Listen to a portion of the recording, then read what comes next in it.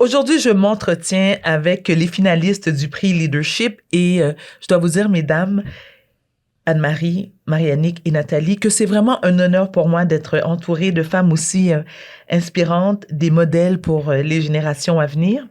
Et j'aimerais, puisqu'on parle de leadership aujourd'hui, la première question qui m'est venue en tête était de vous demander, est-ce qu'on fait encore une différence entre le leadership masculin et le leadership féminin? Nathalie. Je crois que oui. Et pourquoi, selon vous? Les habitudes. Les humains aiment bien une certaine certitude, donc les modèles éprouvés, ils trouvent leur compte. Marianne? Moi, je dirais que, personnellement, je crois qu'il y a une différence. Oui, on l'a fait, mais on a raison de la faire. Il faut reconnaître les deux à leur même valeur. Mais quand on parle de l'importance de la diversité dans nos sociétés, dans nos entreprises, ben c'est parce que les hommes, les femmes, les personnes de différentes ethnies, là, peu importe c'est quoi notre background, on n'arrive pas avec le même bagage. Donc, on n'a pas non plus, on n'apporte pas la même chose à la table. Puis je pense pour vrai que les femmes et les hommes apportent des choses différentes. Et quand Nathalie dit qu'elle croit que oui, on fait une différence, peut-être qu'elle entendait qu'on reconnaissait pas toujours à la c'est la valorisation. La même façon, la valorisation, oui. Mais il y a une différence. Puis le modèle de leadership qui est encore apprécié, ben, c'est le modèle plus masculin. Anne-Marie, selon vous? Ben, Nathalie, je dois dire, je suis pas tout à fait certaine parce que je pense qu'il y a différents types de leadership. Puis, je pense que oui, il y a une différence. Je pense qu'on la vit plus qu'on la veut. Mais oui, effectivement, nous sommes ce que nous sommes, les femmes étant des femmes avec nos bagages, nos manières de faire, nos sensibilités. Je dis pas que les hommes ne le sont pas, mais bon, à certains égards différemment. Mais oui, on le vit. Puis moi, je suis plutôt une fan de dire que les deux sont complémentaires. Puis quand c'est bien joué, puis jouer en équipe, c'est vraiment merveilleux, là. Je pense qu'on est tout en accord. On est d'accord, oui. On est tout en accord. Oui, moi, ce que je dis, c'est un regard sur avec des données que le pouvoir puis la reconnaissance du modèle de leadership masculin est encore là. Je suis tout à fait d'accord. Puis c'est là que c'est bien qu'on fasse ça, ce projet-là, parce qu'on va tenter de faire avancer pour faire la reconnaissance de la valeur d'une approche de leadership féminine. Alors, parlons d'avancement. Selon vous, est-ce qu'à court, moyen ou long terme, lorsqu'on parle justement de différence entre le leadership masculin et féminin, dans les années à venir, est-ce que vous pensez que l'écart sera moins grand ou il y aura une grande différence qui va être faite? Mais l'écart va déjà en réduisant. Là, je regarde juste dans mon entreprise, puis je connais pas les données statistiques, c'est que je les dirais pas exactement, mais il y a une progression immense là, au niveau des femmes à la haute direction.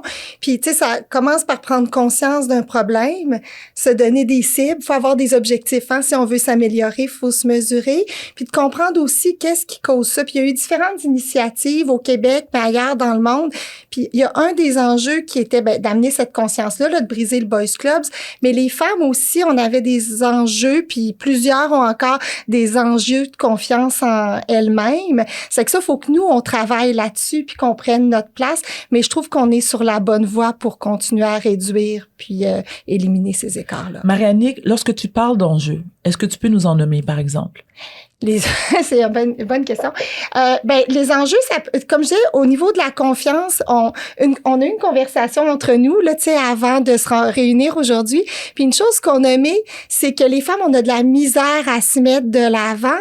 Donc, des fois, on nomme pas, là, qu'on a un intérêt, on prend pas notre place, puis quelqu'un d'autre va la prendre si on la prend pas. Donc, ça nous appartient de se positionner pour progresser, puis pour faire une différence, puis exercer notre leadership. Anne-Marie, je te vois acquiescer. Ben non, mais je suis tout à fait d'accord. Mais moi, je me souviens, il y a 20 ans, quand on disait, mais comment on pouvait y arriver, c'était de mettre, surtout par des modèles, mettre à l'avant des modèles, des femmes qui étaient des modèles. Puis là, je vois au Québec le paysage qui est rempli de super modèles, des présidentes de grandes organisations, des femmes solides, des femmes inspirantes. Et je me dis, ben, on y est, là, tu sais, on disait, il faut des modèles, mais là, on en a des modèles de succès, de gens qui réussissent. Fait que ça, déjà, c'est super inspirant. Puis encore une fois, comme tu dis, ben évidemment, la route est parsemée d'embûches puis d'obstacles, là, puis on a sûrement qu'on va revenir puis on va parler de la famille, mais encore là, messieurs, vous avez un rôle à jouer si vous voulez que les femmes atteignent les sphères, parce que je pense que, tu sais, oui, au niveau du leadership dans les organisations, il y a une volonté qui est là, mais après ça, il faut s'assurer qu'on soit capable de vivre au quotidien. C'est un peu ma façon de voir ça, là.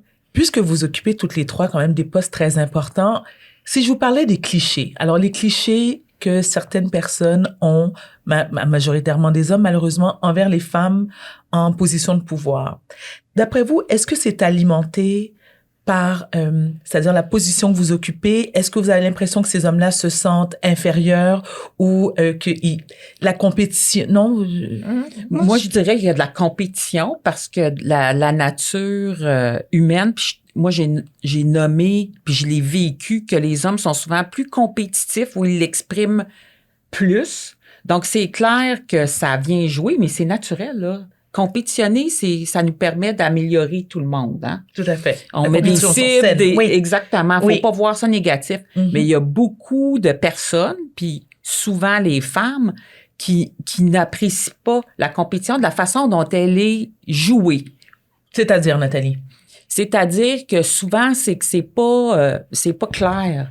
C'est pas clair quelles sont les cibles à atteindre, puis qu'est-ce qui va faire que c'est un succès. Parce que les femmes veulent pouvoir performer puis être bien en dedans, là. Donc, c'est souvent un manque de clarté. Ah, d'accord. Qui fait que... Puis une façon d'approcher qui est juste différente. D'accord. Puis je suis d'accord avec mes collègues, ça prend les deux, là. Ça prend de l'équilibre, puis de temps en temps, il y a un style qui peut prendre le leadership, mais il faut savoir, je pense, équilibrer. Anne-Marie, je trouve ça intéressant parce que, peut-être que je me trompe, mais je vois dans ton regard que tu n'es pas tout à fait d'accord ou c'est moi qui me... Non, mais ou je me trompe? Je suis d'accord qu'il y a des différences. Moi, étrangement, je sens que, en tout cas, dans mes fonctions de leader, je suis très écoutée puis respectée. Je vois pas de différence du fait que je sois une femme ou un homme. Là, mais parce que je suis dans ces fonctions-là, puis ma voix, à mon sens, là, porte autant que celle d'un autre. Il y a différentes joutes, il y a différentes... je suis d'accord avec toi, tu sais, au niveau... Puis moi, j'évolue dans le monde des affaires. Je fais du droit des affaires. C'est encore un monde d'hommes, là. On va pas se le cacher. Tout à fait. Exactement. Donc, les données pro, c'est qu'on n'a pas... Ouais. On a encore beaucoup de chemin à faire. Alors, je pense qu'il faut faire attention pour pas banaliser le chemin qui nous reste. Mais avez-vous l'impression, justement, en tant que femme, encore aujourd'hui, en 2024, vous avez ce besoin de vous imposer davantage pour être respectée dans le milieu? J'aime pas le mot imposer, mais il faut définitivement qu'on prenne notre place. Là. Tu parlais dans le milieu des affaires. Tu sais, moi, je travaille dans la finance au niveau de l'accès au marché des capitaux. Régulièrement, je suis à des réunions où je suis la seule femme là autour de la table. Puis, il faut pas que j'attende qu'on me donne la parole. Là. Quand j'ai quelque chose à dire, je parle. Tu sais, c'est qu'il faut prendre notre place. Pour moi, c'est pas s'imposer, par exemple. C'est légitime, puis c'est normal de le faire. Donc, comme femme, faut pas avoir de gêne. Par contre. Très bien. Est-ce qu'il y a un moment dans votre parcours personnel ou professionnel, avez-vous eu l'impression d'être à contre-courant ou de briser les conventions? Tout le temps.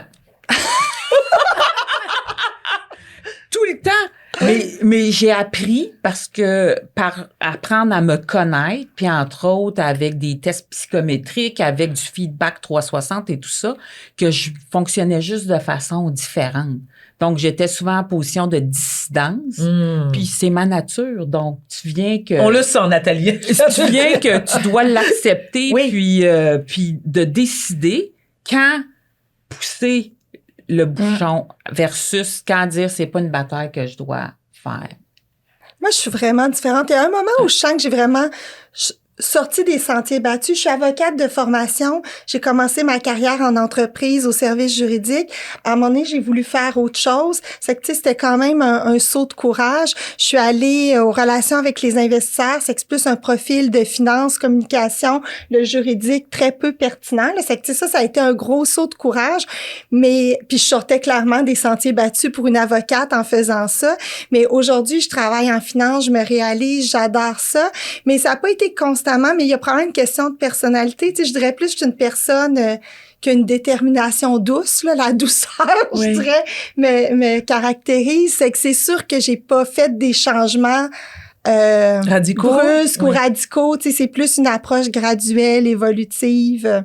Mais c'est important ce que tu dis parce que c'est une question de personnalité.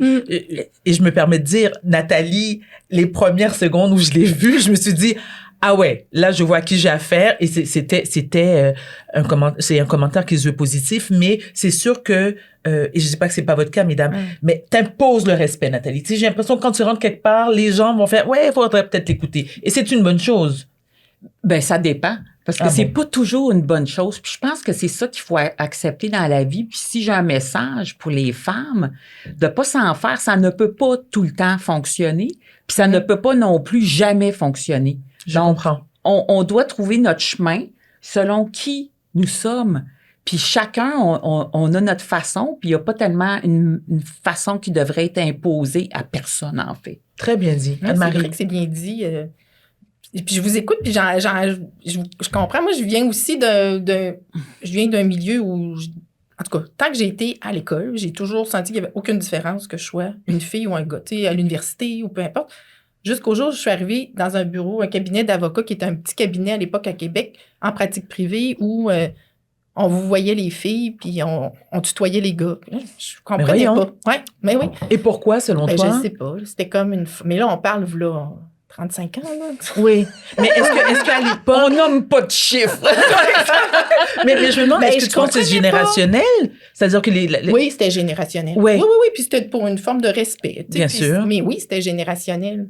Alors, tu sais, déjà d'emblée, j'ai comme senti cette différence-là. Mais, tu sais, j'ai fait ce que j'avais à faire, j'ai fait mon métier, mais, tu sais, il a fallu, effectivement, puis je suis heureuse d'avoir plus que 50 ans aujourd'hui parce que je suis à un moment de ma vie où je me dis, ben les choses méritent d'être dites quand elles doivent être dites. Mais ça m'a pris un bon bout de chemin avant de l'apprendre. Puis c'est pas de confronter, c'est de le dire. Puis comme je disais, ben peut-être qu'avec l'âge, ben c'est plus écouté ou entendu, mais j'ai eu un parcours magnifique avec des gens qui, à mon sens, ont tenu compte de mes opinions ou de mes avis, c'est certain. Sinon, je pense que je serais pas là. Mais oui, c'est, en tout cas, c'est la patience, c'est de continuer de se relever.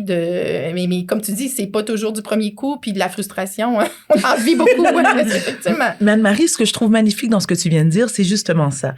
C'est que, en tant que femme, à l'âge que nous avons, bon, je me permets, mesdames, hein, que nous sommes sûrement de la même génération, c'est qu'avec l'âge vient nous devenons des femmes assumées. Et qu'on n'a pas peur justement de prendre notre place et de partager nos points de vue sans se soucier de la critique. Ouais. Vous comprenez ce que je veux dire? On est moins dans le besoin de plaire. C'est comme ça que je le nommerais. C'est vrai. Le regard des autres, là. Ah, qu'est-ce qu'on s'en fout? Hein? Ben oui. Parce qu'on est bien dans notre peau. Exact. Oui. On connaît notre valeur. Oui. C'est la différence. Voilà, c'est tellement bien dit. On connaît notre valeur.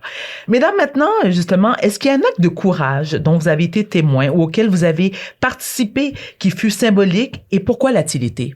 C'est difficile. C'est sûr que j'ai été témoin là, de gestes de courage puis tout ça. Puis c'est une question qui fait réfléchir. J'aurais envie de la ramener à moi. Puis ça a l'air un peu enfantin, mais on se reporte à il y a 20 ans. Là, j'ai des enfants de 21 et 19 ans. Oui. Puis j'étais une jeune femme ambitieuse, en progression de carrière. Puis j'ai quand même pris des congés de maternité d'1 an à chaque fois. Mes enfants ont 2 ans de différence. Pour moi, ça avait été un acte de courage. Puis voyez-vous, je me touche. On sent qu'il y a une émotion quand j'en parle. Là. Puis à l'époque, j'avais fait ça en me disant que peut-être que ça allait nuire à ma carrière. Mais tu sais, mes enfants, c'était important pour moi. De un, ça nuit pas nécessairement à la carrière. Je tiens à dire que j'ai eu ma première promotion pendant que j'étais en congé de maternité. C'est que c'est sûr que je suis dans une entreprise qui a des belles valeurs. Mais bref, des fois, il y a des barrières qui sont plus à l'intérieur de nous, des craintes que nous, on a, puis qui n'existent pas. Là. Mais pour moi, des fois, on fait des choix personnels comme ça avec une crainte que ça ait des répercussions, mais ça n'en aura pas nécessairement, puis on revient à croire en sa valeur. Tu sais, si on a une bonne valeur qu'on apporte, c'est pas une petite pause qui va faire une différence. Tout à fait, mais même si on parle d'il y a 20 ans, mesdames, c'est le triste constat on parlait de famille, tu nous parlais de tes enfants, qu'on éprouve quand même une forme de culpabilité ou d'insécurité en se disant oui, mais après, lorsque je vais revenir de mon congé de maternité, est-ce que je vais pouvoir conserver ma place? Anne-Marie, j'aimerais bien t'entendre là-dessus. Écoute, c'est vrai. Je me souviens, moi, de revenir de congé de maternité que malheureusement, Mariannick, T'as on pas aurait pris un dû... an? Hey, c'était plus que court, là. Mais bon. Attends, qu'est-ce que tu entends par cours? C'est pas trop indiscret. 3 mois. Comme moi. Ben, moi, à l'époque, Trois c'était mois? comme ça, là. Ouais. Ben, c'était quoi, 17 semaines, quelque chose comme ça. Puis là, ouais. Moi, 3 mois, parce qu'on a séparé le 6 mois. Donc, mon conjoint a pris 3 mois. Ah, ben, moi, c'était pas 6 mois. Puis Ouais, après c'est- ça, j'étais associée, puis ça couvrait à peu près. Mais mesdames, 3 mois. Ouais, mais. C'est ce que ma mère a pris pour moi en passant. Là, tu sais, Ah, ça, ouais. ça montre comment l'évolution a été lente. On va là. dire 3 mois et demi. Mais Mais 3 mois et demi, encore une fois, j'ai aucun jugement, clairement. Mais c'est tôt. C'est tôt. Est-ce que vous ressentiez une certaine pression pour retourner au boulot? Oui. Oui, j'ai eu des tapes dans le dos quand je suis revenue après 3 mois, là. aujourd'hui, c'est plus Nathalie, comme au ça. secours.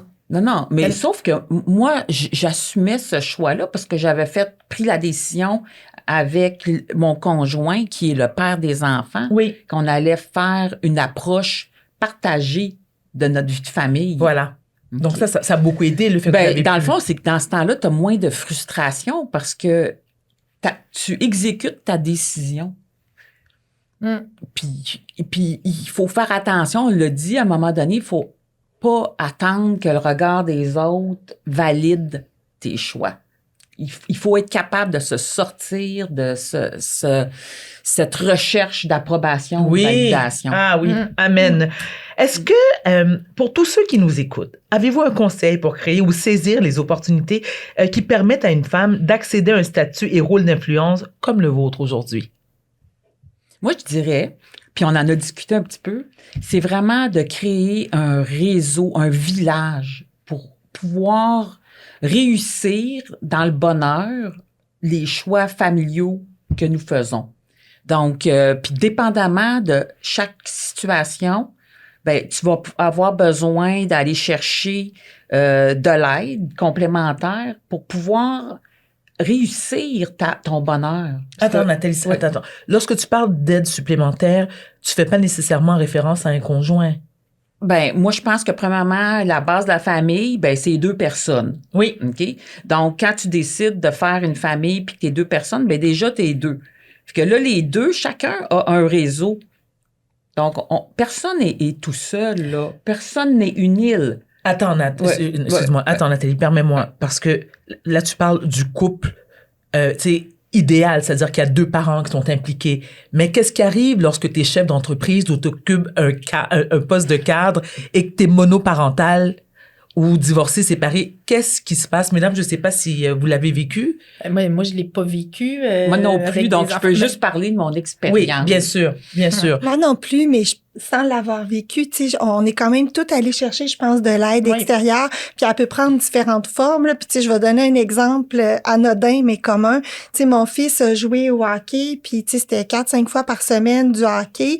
On était très présents là dans les arénas, mais à un moment donné, il faut qu'il arrive 1 heure avant la pratique. C'est qu'entre parents, tu peux, tu sais, l'aide extérieure est pas si difficile relayer. que ça à trouver là. Oui, c'est d'accord. ça le réseau Ouais. là. Ah, c'est c'est vrai, je pense que que, Nathalie- c'est oui, qu'une mère d'accord. monoparentale ou un père monoparental peut faire ça, là, demander aux autres parents de hockey de faire des livres. D'ailleurs, nous, on s'est entraînés Ben, pour nous, les livres ben de oui, basket tout à aussi. fait. Là. Oui, parce que vos fils sont amis. Oui, c'est ça. Amis depuis le primaire. Là. Oui. Ouais, ouais. Et on jouait au basket ensemble. D'accord. C'est vrai. Est-ce que...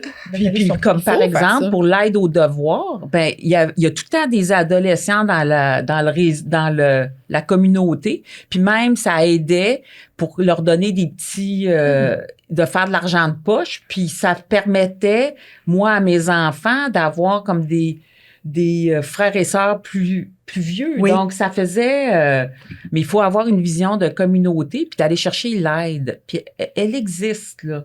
C'est pas tout le temps facile. Mais elle Mais existe. elle existe quand on sait qu'on doit aller la chercher. Parce que je crois que de vouloir réussir seul dans tout, C'est impossible. C'est impossible. Oui. Puis moi, je dirais le plus difficile, c'est pas de trouver l'aide, c'est de avoir le courage. On parlait de De courage, quand demander. demander de l'aide, c'est du Oui. courage. À toutes les Absolument. étapes de la vie. Là, Oui, tu sais, absolument. Puis je pense que ça revient aussi à peut-être une manière d'aller chercher du succès. Puis on parlait, demander de l'aide de nos collègues aussi. Absolument.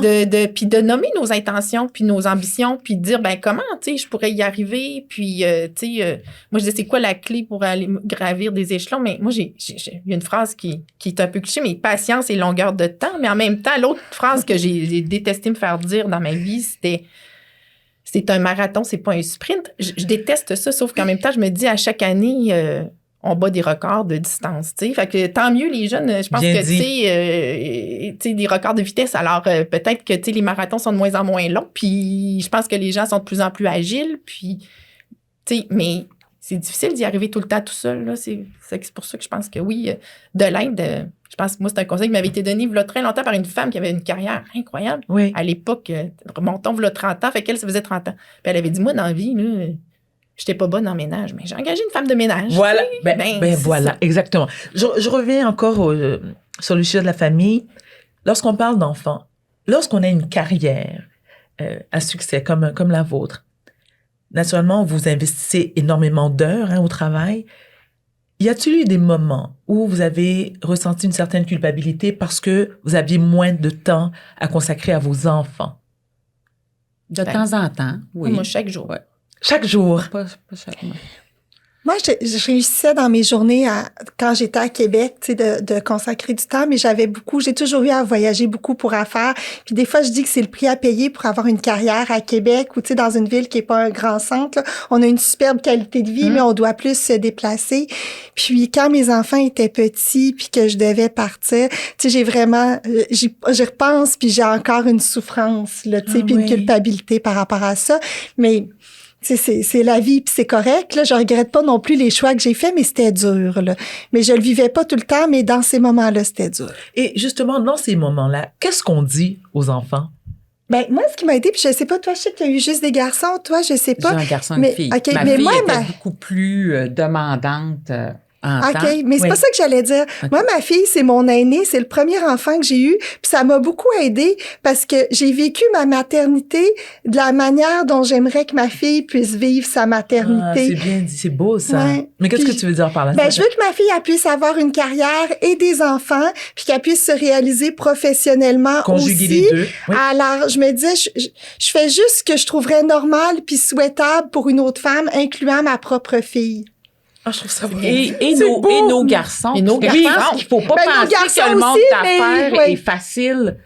OK, le monde des affaires n'est pas facile. Donc, faut faire attention de pas juste mettre la lunette sur la situation des femmes. Je pense que c'est très compétitif puis c'est pas facile. Puis c'est pour ça qu'il y a beaucoup d'hommes qui souffrent, qui ne peuvent pas se réaliser comme ils le désiraient. Oui. Puis tout ça, ça revient sur les attentes. Donc, et on sait surtout que les hommes, malheureusement, ont beaucoup de difficultés à exprimer ça. Oui. Parce que pour eux, c'est comme admettre une forme de, c'est pas le terme lâcheté que j'utilisais, mais certaines faiblesses. Et puis il y a le jugement aussi de leur père.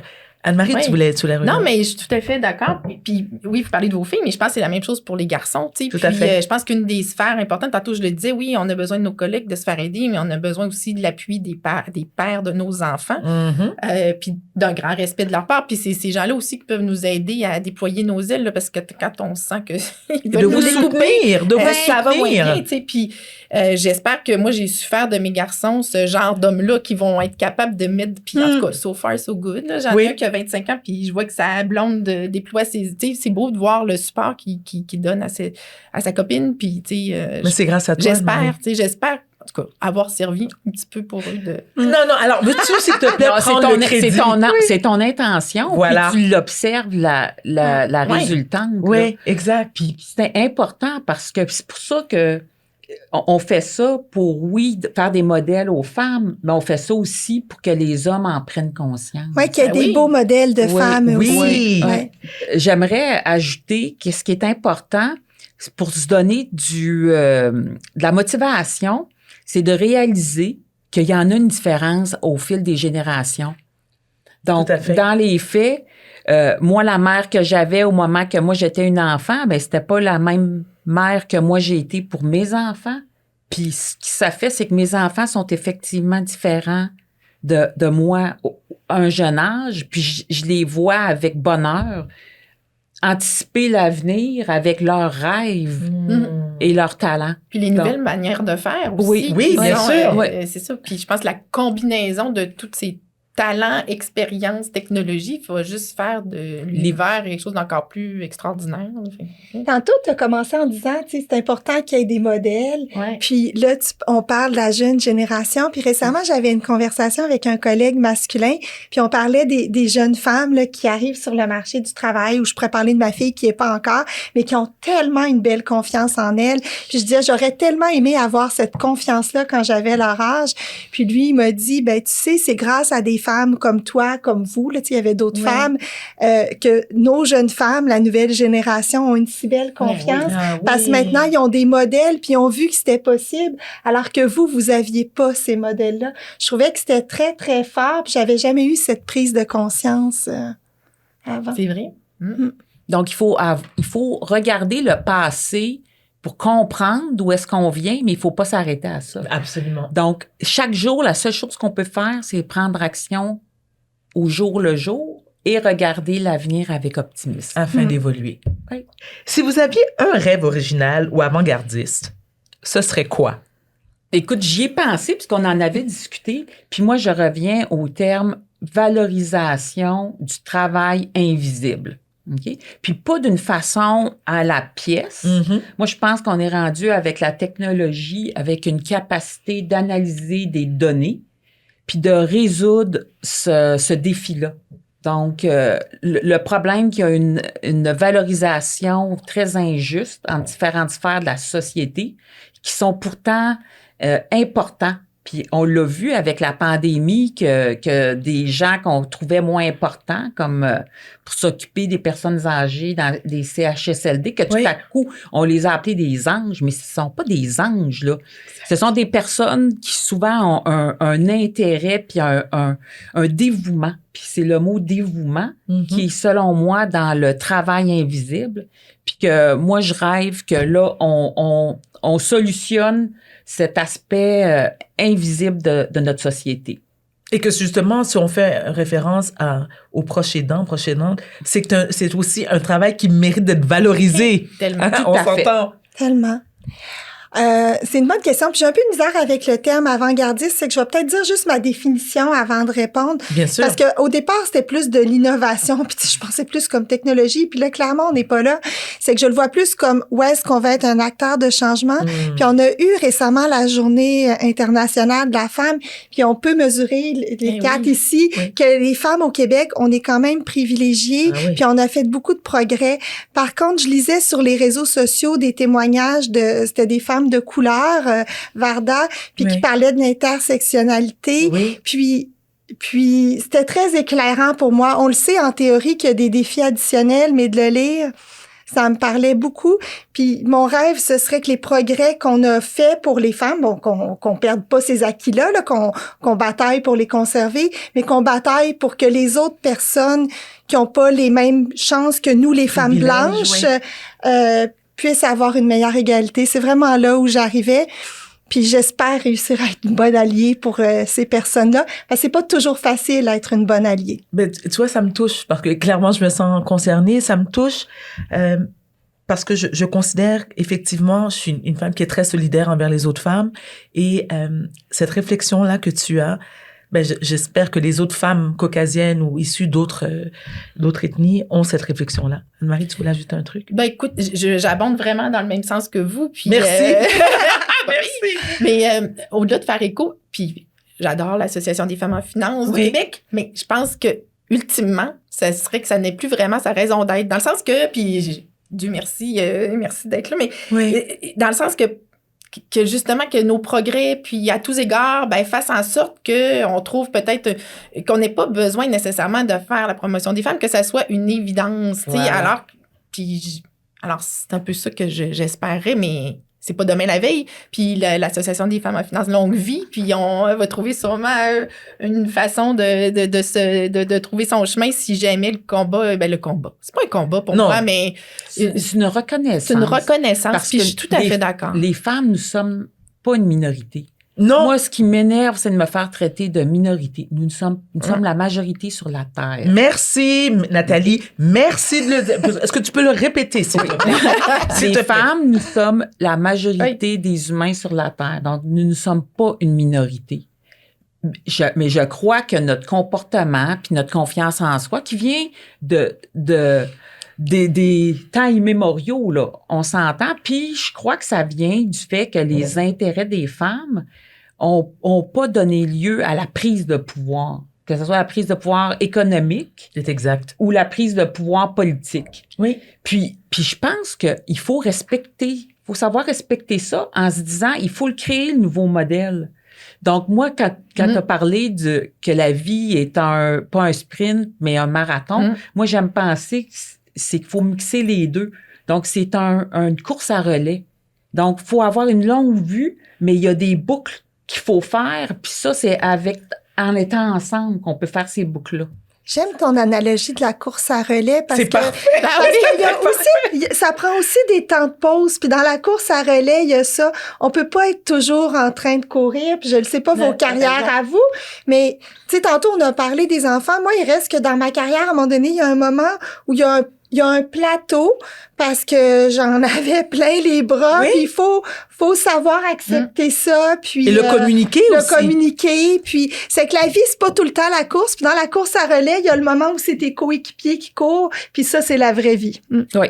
Fait que j'aimerais ça qu'on prenne peut-être cette vision-là pour se dire, c'est comme ça qu'on continue pour définir le futur. Oui. Puis pour Mais c'est très bien dit. Puis pour permettre justement à des gens de prendre le relais de façon différente. Parce qu'il n'y a pas juste une façon de faire.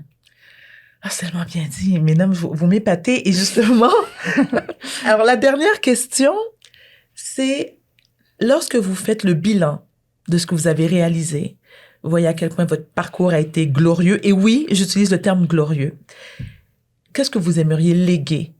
Personnellement, j'aimerais léguer. C'est un grand mot. Puis bilan, j'aime pas les bilans. Moi, en tout cas, personnellement, là, moi, les jours de l'an, j'aime pas ça. Je trouve qu'on continue. Puis bon.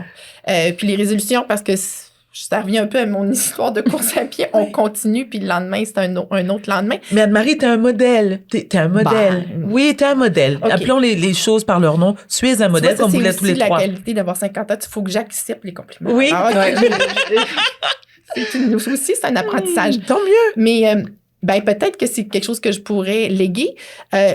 L'authenticité, qui est une valeur très fondamentale, puis je pense qu'il faut se rappeler qui on est à tout moment. Quand on sent que soit que c'est la situation nous amène ailleurs, peut-être faut se rappeler qui on est. Puis moi, ça, j'y crois beaucoup. Oui. On n'est pas non plus... Oui, on est peut-être dans une course, mais on n'est pas dans une comédie. C'est pas un rôle. C'est nous qui sommes un acteur de Donc, cette vie-là.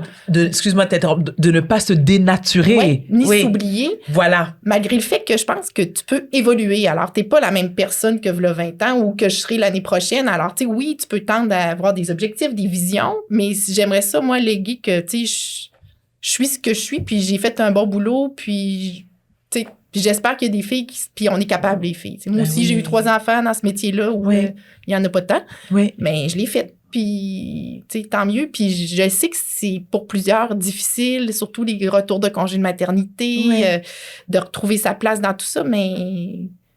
J'ai une ancienne collègue qui m'avait dit « T'es une survivante ». Mais non, je suis pas une survivante. Ah non! T'sais, je pense que j'ai trouvé un safe space puis avec du courage. Puis c'est un mot, ça, qui m'interpelle beaucoup, le courage. Oui. Faut, c'est ça. Alors, voilà.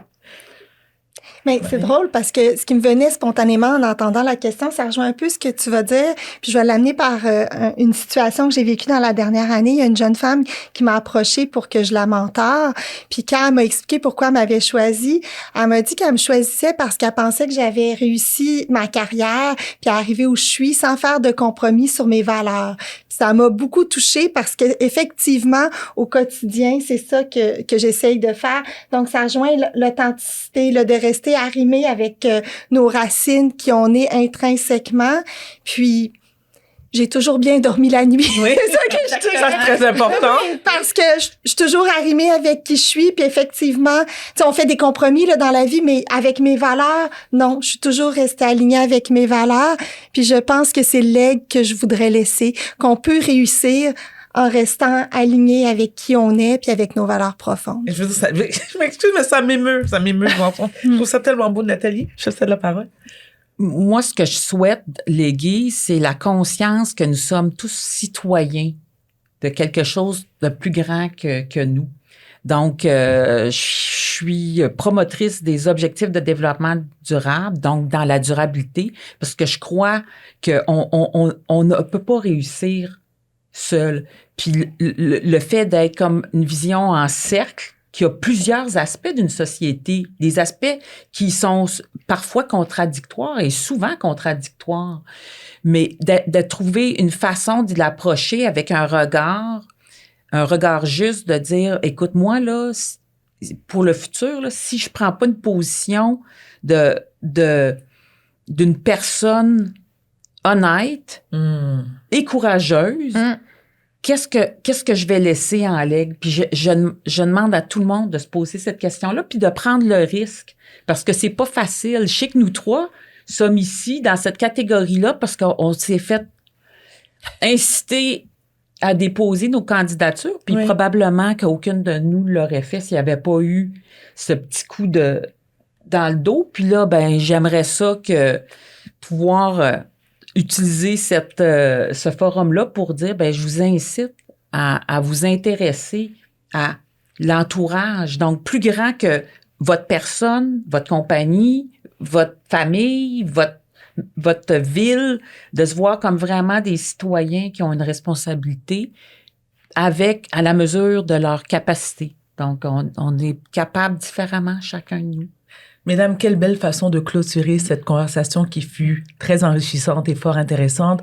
Je vous remercie, les trois, Anne-Marie, Marie-Annick, Nathalie, et je vous dis que vous êtes effectivement des modèles pour l'élite de demain. Mille merci.